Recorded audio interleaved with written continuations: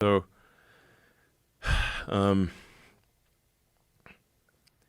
so I came to the conclusion that the only way to get us out of the debt crisis and to prevent America from going bankrupt is AI and robotics. So, like, we need to grow the economy at a rate that allows us to pay off our debt. I guess people just generally don't appreciate the degree to which the government overspending is a problem. Like I said, I think Doge team's done a lot of good work. In terms of fraud and waste prevented, my guess is it's probably on the order of $200 or $300 billion a year. So it's pretty good. What do you think could have been done if you just had like full reign and total cooperation? How much do you think you could have saved? I mean, what level of power are we assuming here? Godlike. Oh yeah, I could probably cut the federal budget in half and get more done.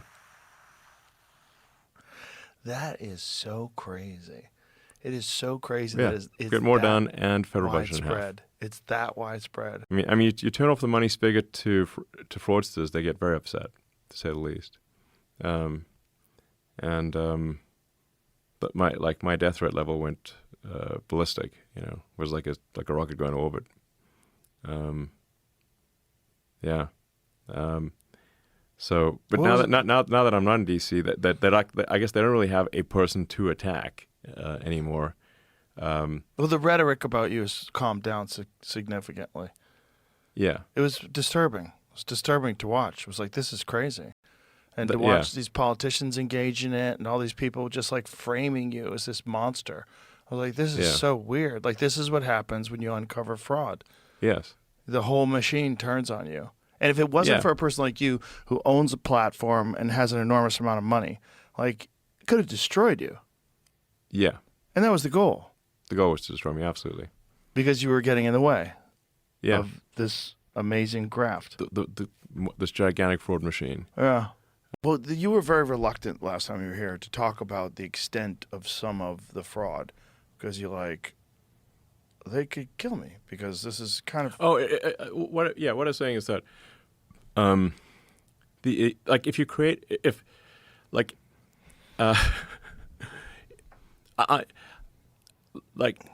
To be pragmatic and realistic, you actually can't manage to zero fraud. You can manage to low fraud number, but not to zero fraud. If you manage to zero fraud, you're going to push so many people over the edge who are receiving fraudulent payments that the number of inbound homicidal maniacs will be really hard to overcome. So I'm actually taking, I think, quite a reasonable position, which is that we should simply reduce the amount of fraud, which I think is not an extremist position. And so what was the most shocking pushback that you got when you started implementing Doge, when you started investigating into where money was going? Well, I guess I should have anticipated this, but while most of the fraudulent government payments especially to the NGOs, go to the Democrats, most of it, like, I don't know, for argument's sake, let's say 80%, maybe 90%, 10 to 20% of it does go to Republicans. And so when we turn off funding to a fraudulent NGO, we'd get complaints from whatever, the 10% of Republicans who are receiving the money. Wow. And how much money are we talking? It's hundreds of billions of dollars. And this is all traceable. Like, you could hunt all this down. Like, you don't need to be Sherlock Holmes here, is what I'm saying.